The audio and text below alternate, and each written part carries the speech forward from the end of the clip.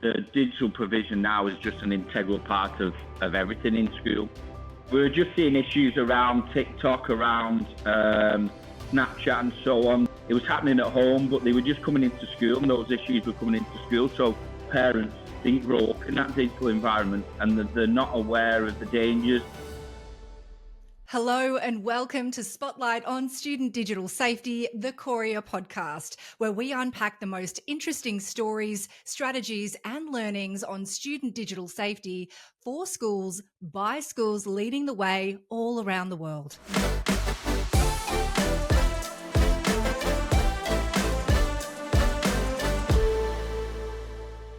My name is Yasmin London, and I'm incredibly excited to welcome you to today's Spotlight and to introduce you to our amazing guest, Doug Pitts. Now, Doug is the Deputy Head Teacher at Orrell Newfold Community Primary School, located in the suburb of, is this right, Doug? Wigan? I'm Australian, so I need to work this out. No, Wigan's right. Yeah, Wigan's right. I love it. Wigan in Greater Manchester. An absolutely outstanding primary school. A big focus on community. I'm hearing a bit about the Friends of Newfold group that you've organised there, which is a charity organisation run by parents, carers, and staff. An amazing organisation, an amazing school led by an amazing person, Doug. It's so great to have you on the show. How are you going? Thank you. I'm good. Thanks. Nice to meet you. Nice to meet you too. Now, I always go a little off script in the beginning of these sessions and try to find out a bit about you as a person, your career journey to becoming an educator. Can you tell us, Doug, a bit about how that's worked out for you and what you love about working with young people? Yeah, well, my career journey into education is probably a little bit different than other educators. When I left school, I was fortunate. I played soccer for 4 years. We call it soccer. School. Soccer, yeah. I can't call it soccer, but we'll have to. I was fortunate to play soccer after school for 4 years professionally. Didn't quite work out, so carried on playing through semi-professionally, and then went back into education. So did a sports science degree, which I really enjoyed doing, which then kind of led me into the education path and doing a PGC, which is a postgraduate education certificate. My final placement was actually at the school I'm currently working at now, Orrell Newfold. It's a bit of a long tail. I did go to that school as well as a primary school child as well. So I've got wow, you've got quite a legacy there. You're big link with the school, yeah. So that I joined the school 19 years ago now, and like I said, my last placement was at the school. Fantastic community school, in a fantastic area, really well supported by our families. So yeah, that's kind of how my journey to Orrell Newfold happened. Oh, I love it. You're practically part of the furniture. Are there jokes like that happen in the school there, Doug? Yeah, from the students. To be honest, it's one of those places that when you start working there, that you don't very often leave. We have people who work in our school that have been there 25, 26 years. The current head teacher's been there 21 years, just before myself. We had a member of staff leave last year that was 41 years. So yeah, it's quite not a place that you leave. That's absolutely incredible. And I think, we're going to talk about the importance of community in today's session, but it sounds like, you've really got the secret sauce at your school. You've really found a way to connect with community in a, sorry, that was someone calling me. So the joys of live podcasting. It's great that you've been able to build that community. So before we do get into the nitty gritty, I guess, of all of that, I did want to ask you, when it comes to the digital environment for schools right now, how would you describe it? I'd certainly say during my time there, it's changed so much. I mean, the digital provision now is just an integral part of everything in school, through obviously delivery to our young people, but also kind of above that and office staff and so on. It's just integral throughout school. Mm-hmm. Company schools, I mean, we are a school, but we are a company as well. They couldn't live without it, could they? So Yeah, Yeah. it's just our job to make sure that staff are confident with using the provision that we provide. We do spend quite a bit of money within school. A lot of our budget is centered around digital provision. So it's just making sure that staff are confident to use it correctly, and that provision's in place, that the safety of our children using that provision is integral, is the main part of school life. Yeah, it's incredibly important. I think sometimes it's about that mindset shift, isn't it? We talk about the online environment these days as a place, not just platforms that kids go to. And I think it's a small but a really important perspective change for a lot of people when we think about these as actual locations, places where kids might meet people, where they go to be with their friends, where they're entertained by content or the people behind it. So it's really important to invest in the same way that we would in their physical worlds. Okay, so today the topic is all about time. So how we can ensure a blended approach, an intersectional approach for our children and their families, taking into account the crazy busy lifestyles that we all lead today. So, Doug, can you tell us a bit about why time is your focus? What's the story behind this? How did this sort of become front of mind for you as a key issue in schools? Well, first, just concentrating on our young people in school. Obviously, the curriculum that we deliver is really broad, balanced, but every subject area is fighting for the time within that curriculum. And it's important that we've managed that to make sure that digital safety is right at the top of that. Obviously, within schools, we all heavily focused on English and maths and so on, and the core subjects, but we had to ensure that digital safety was really important, to make sure we had that time within the curriculum, the busy curriculum, to provide that for our children. So we kind of did that with ensuring that computing sessions, we had 10, 15 minutes at the start of each session centered around digital safety, either within that lesson or just with any topics, just having a chat with the children in terms of what they're coming across, what they're experiencing at home, and just really making sure we had a focus on that within computing sessions. And it wasn't just a bolt-on, it was seen as part of the session. So it was just making sure we had time within that curriculum. Outside of that, we also provide sessions for the children. We have workshops, I think about 3 times a year, provided by an outside agency who come in and speak to the children around current issues. And again, within each strand of computing, we have an internet safety session, a full session on that as well. So it was just making sure we built in time within the curriculum to ensure that we're providing that for the children, and not so much knocking other areas to the side, but it is such an important part of children's lives now, and they have to be equipped for it, and it's our job to do that, I suppose. It's a tough job. I think, talking to lots of schools myself, prioritization is a huge issue. So for you at your school, what was it about digital safety and safeguarding that pushed you over that edge to really prioritize that over something else? I think we were just seeing more and more incidents happening at home that were then coming into school, whether it was through social media. I mean, we're a primary school. I would hate to see what happens in high schools, because I'm sure that the issues are possibly a lot worse. But we were just seeing more and more issues happening, arising, and I think kind of the stage we're at now with the digital environment, a lot of families kind of didn't grow up, or parents didn't grow up in that digital environment, and they're not aware of the dangers. And it was up to us to make sure we put something in place for our families, really. Obviously, we talked about educating our young people now, but they seem to know a little bit more than us, don't they? But it was making sure that they didn't. It was making sure that families were educated in the dangers of social media and apps. And we were just seeing more and more incidents arise throughout school, and kind of not so much in school, because obviously we're quite tight with our monitoring and filtering and so on, but it was just arising at home when the children were using their own time to go on apps and social media. So it was just educating the families, really.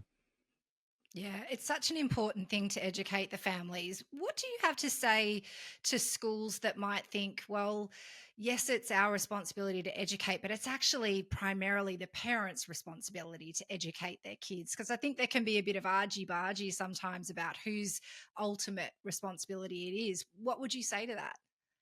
Yeah, I kind of agree that's kind of the argument, but I kind of flip it around and again go back to the core subjects. We hold workshops and classes for parents to support their children at home with English and maths. So why would we not hold workshops to support the children with kind of digital safety? And that's what we do. Throughout the year, we have sessions on for parents, and we tried to make sure we have kind of like a blended approach for that, online sessions and face-to-face sessions. Because again, going back to that time issue, we were just finding families are so busy they don't have time to come into school. We have, I would say, a lot of working families within our school that use our wraparound care. So sometimes you may not see families for a number of months, and it may just be conversations on the phone or via email. But it was just making sure we provided that blended approach for them. And it's easy to pass the book sometimes into as educators and as parents onto other people, and we just made sure that we're working as kind of a triangulation of our children, ourselves, and our families to make sure we're all on the same page, really. Yeah, absolutely. It's so important to make sure that we meet all stakeholders, I guess, where they're at. Now, talking to different people who are quite passionate about online safety, what I've found in the past is there's often a particular moment or a student or a story or something that's really ignited this as an area for them. Do you have a story like that? We were kind of just seeing issues around social media. I don't know if I'm allowed to say different types of social media. We were just seeing, yeah, sorry, we were just seeing issues around TikTok, around Snapchat, and so on that, like I say, our parents weren't as au fait with, and they were just, it was happening at home, but they were just coming into school, and those issues were coming into school. So we wanted kind of a one-stop shop where ourselves and families could go to educate them, really. And I was spending a lot of time as DSL going through the internet to try and find articles to support families and so on. And they were kind of few and far between. There wasn't any consistency to them. I was sending them out as and when I found them, but we wanted kind of a one-stop shop where everyone could go to, staff and our families, to support them with digital safety. And unfortunately, we did find that through a company. Yeah, fantastic. I think the central point is sometimes that real success factor, isn't it? Because I think we've all found ourselves, for one reason or another, trying to search on Google about a particular topic, and you often come across old information that's out of date, or it's maybe written by someone who doesn't quite have the expertise to be talking about some of the nuances that come up in online safety discussions. Do you think that's an important thing, that you've got diverse voices but experience and currency, I guess, in the sort of content that you're sharing with your families?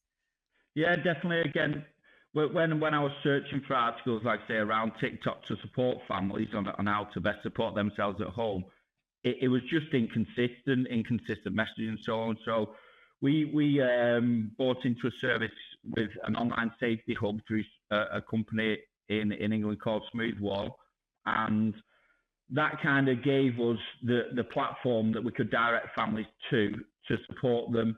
I mean, it gives them advice on apps and games. It gives them resources. If that particular app, because obviously children are using lots of different apps, if that particular app wasn't on there, they could search it, and it was just like an instant feedback for them, that they weren't having to wait to come and speak to us in school. They could access that whenever they wanted to give them that support. Yeah, really. Again, we go back to time within their busy lifestyles. It gives them agency too, to really take control, to equip themselves, to build their own knowledge. How have you circulated that hub, Doug? Because one of the things that I found in my experience with parents is they know where things are, but then in our busy lifestyles we forget that link, or we're not quite sure how to find that app review again. How have you embedded that in your school environment so that it is front of mind? Yeah. So at the start of each academic year, we have what's called a Meet the Teachers, where teachers deliver what's going to be happening throughout the year. And within that, this year, we inserted a couple of slides for our families to, so they could either view that online, or we had face-to-face meetings to explain what the online safety hub was, to ensure that families knew how to best use it. And I think that was really powerful, because again, we really promoted that, like we do our core subjects and other subjects, all our offers within school, but we really promoted that, and ensured that they knew that they could access that whenever they wanted to at home. So within that as well, throughout the year, we have, like I say, we have kind of internet safety talks with our families, both online, where they'll come in, and a lead specialist will come in and discuss current issues with them. So again, that it was promoted through that. But each kind of every 3 to 4 weeks, I send out different articles that have come from the Online Safety Hub now, and that consistency of message is certainly getting through. We're seeing less and less incidents where kind of parents are coming to us for help, and my children's using this app. We found that this is happening with the friends and so on. So that consistent approach has really worked. And what's good as well, we can see what traffic is going through the Online Safety Hub and who are accessing those particular articles. And we're seeing that it is hitting the families. So I think it's probably about 2 or 3 times a year, I get feedback from Smoothwall, who provide that Online Safety Hub. And they let us know who's accessed which article and when, in terms of the IP addresses. So I can see it's getting a good reach within our families, and it's not just being viewed 10, 20 times. It's being viewed 300-400 times by different IP addresses. So that's really positive for us, because we know it's getting out there. Absolutely. And I think it's a really great thing, because typically when you might run a parent education session, for example, schools often report that it's the parents that turn up that aren't really the ones that you're looking to get to, right? They're the ones that'll turn up all the time, and sometimes it's the parents that just can't get there, or maybe are a little bit apathetic about the concerns of the online world, that you just can't get to turn up. Are you finding that it's having an impact in reaching those parents? Yeah, definitely. As you say, we did do face-to-face sessions, so we'd have them. We try and have a blended approach. So we had it straight after drop-off, so parents who perhaps weren't going straight to work, and we're finding it was a very limited number of families that were coming. We'd have them straight after school. Even the online sessions, we still provide, but we put on. We're only being attended by, say, 15, 20 families, which my argument is, if it's hitting those 15, 20 families, then that's a win for us. But like you say, we wanted to have a bigger reach, and we know we've been successful in that, in terms of getting that out to our families, because we know it's being viewed by different unique IP addresses, which is really important. I think a big one to mention as well is, because I've kind of had a bit of a trial. It sounds sad, but I've had a bit of a trial, and when we send out these articles, again, families are busy. They come straight from school. They take the children to sports activities. They're getting teas ready and so on. So we felt it was better to kind of send them out later on in the evening. So we perhaps now only send them out to our families via email at, say, 7:30, 8 o'clock, so that they're hopefully having a bit, it sounds bad, a bit of them time, where they're away from the children, and they can have time to actually read the articles. If we sent a few out throughout the day, and again, if you're a working parent and you're having a quick look at an email, you've not got time to read it. Then it goes to the back of your mind, and we felt it was just really important on the time that we dropped it to our families. Sunday nights are a good one as well, because that's when people seem to be chilled and spending a bit of time to have a look on the phones. Yeah, I actually think that's so helpful. And certainly for a lot of people listening today, engaging parents is possibly the biggest issue schools grapple with in many ways. And, just little nuances, little tweaks, little changes, sharing content on a Sunday night when we know the kids are probably in bed and parents have got, a bit of time to sit and actually have the bandwidth to take something like that on board. And that's what we want. We want them to, I guess, have the information for the right person at the right time when they're ready to receive. So I think that's incredibly helpful. When it comes to the education sessions that you've run, obviously the online safety hub integration that you've put in, have you ever thought about what would happen if you hadn't done that, if you hadn't taken action? What do you think the school would look like today? As I say, we were just finding more and more instances from a range of year groups throughout school. Even our younger children within school, year 1, year 2, families coming to us saying, my children are accessing this. How can I put on filters? How can I protect them within the home? And it was just making sure we're educating those families, because that was the big one as well, that we really like the online safety hub, because it provides them with how to set up devices so that system is in place straight away. It provides them and directs them to areas so they've got the monitoring on there. They can monitor it with different apps and so on within the home. And I think it's just kind of freed up basically the conversations we were having with families, that we felt we were repeating things a lot. And it was kind of banging our head a little bit against the brick wall, saying, we spoke to you about this. Can you not access our parent sessions and so on? But we wanted to have that sent out to families. So I think the big thing was making sure that families had access to it all the time, and that's what we've got now. Yeah, absolutely. The 24/7 approach, where what will work for one family may not work for another in terms of timing. So having it there, having it updated regularly, facilitated and evidenced by experts.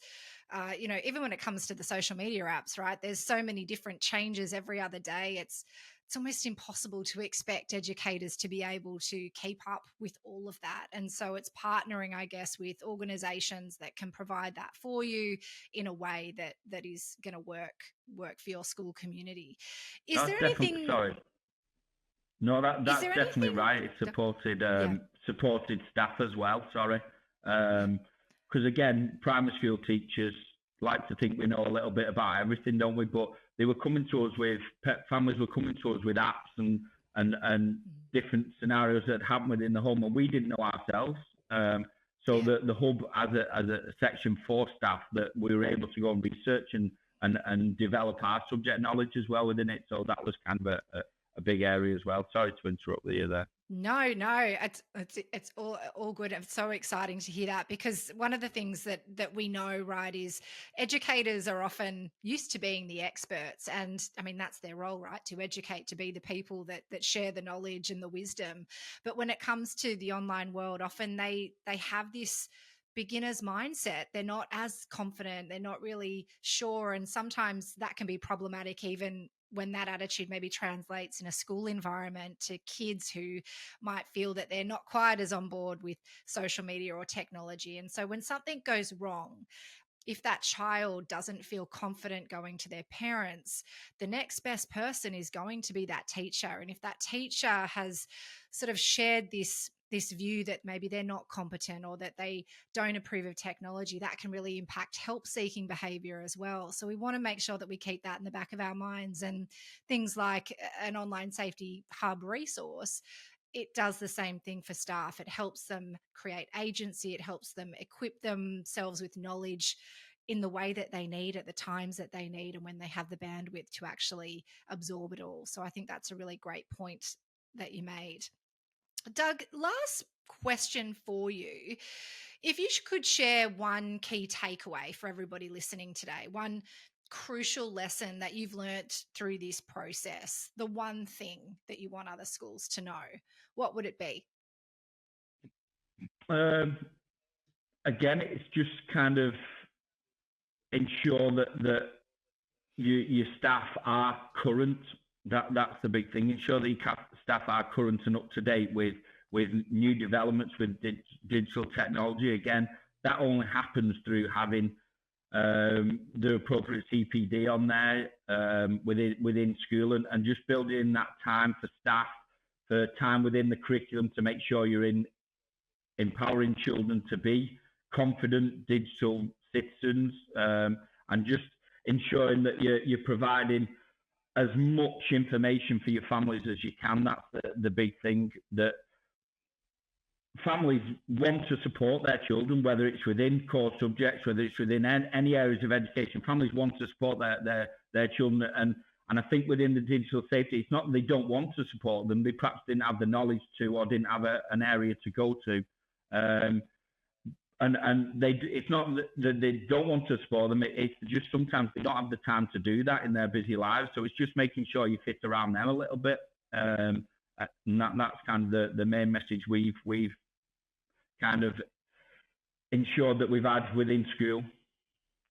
Yeah, absolutely. I think my key takeaways from our conversation is really that it's about time being different for different people. And so we need to think of ways as educators, as institutions, that we can provide information and enable the stakeholders in our community to equip themselves in the ways and at the times that they actually need. And, from your conversation today, I've taken away that consistency is something that's incredibly important. It doesn't have to be overbearing, once a month, thinking a little bit more about the time that the person might receive that information and their readiness to absorb it. Small little steps. It doesn't have to be anything major and huge.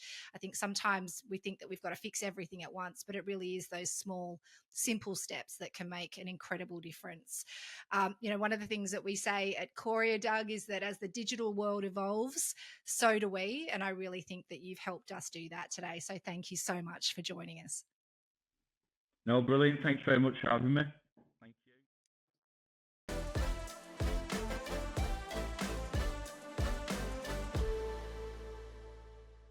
Thanks so much for listening in. If you enjoyed today's episode of Coria's Spotlight on Student Digital Safety, subscribe now, give us a follow, or reach out to let us know what you'd like to hear more about. Spotlight is all about providing useful information for schools by schools, and we can't wait to hear from you.